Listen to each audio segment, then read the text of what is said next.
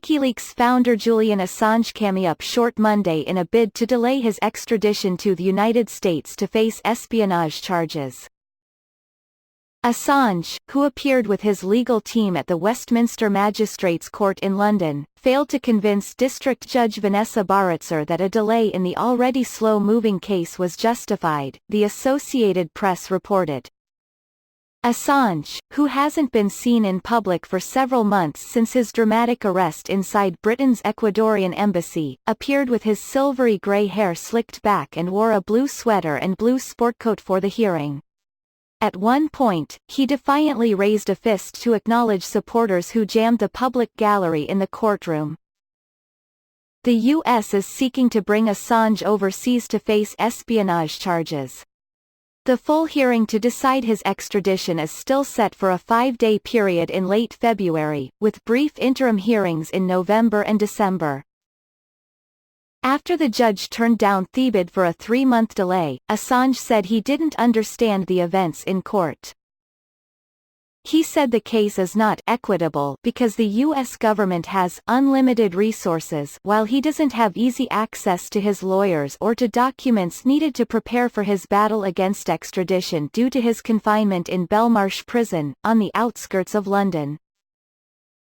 They have all the advantages, the 48-year-old Assange said.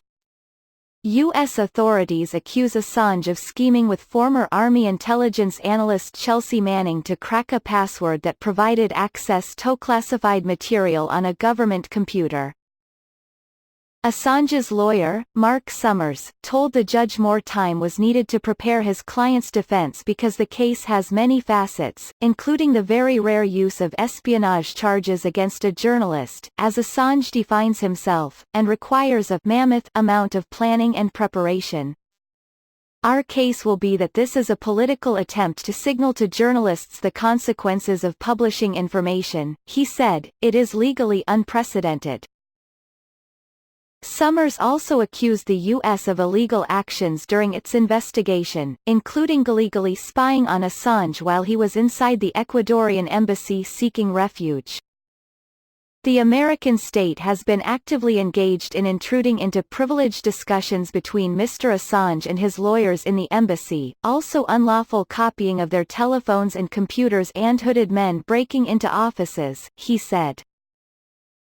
Summers did not provide evidence of these claims, which likely would be part of Assange's defense against extradition when the full hearing is held next year. Summers said the initial case against Assange was prepared during the administration of former President Barack Obama in 2010 but wasn't acted on until Donald Trump assumed the presidency. He said it represents the administration's aggressive attitude toward whistleblowers. Attorney James Lewis, representing the U.S., opposed any delay to the proceeding.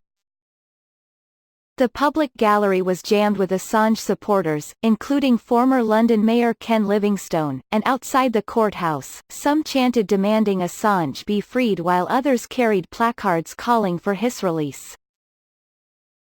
The judge said the full hearing will be heard at Belmarsh Court, which is adjacent to the prison where Assange is being held. She said this would be easier for Assange to attend and contains more room for the media. Former Home Secretary Sajid Javid had signed an order in June allowing Assange to be extradited.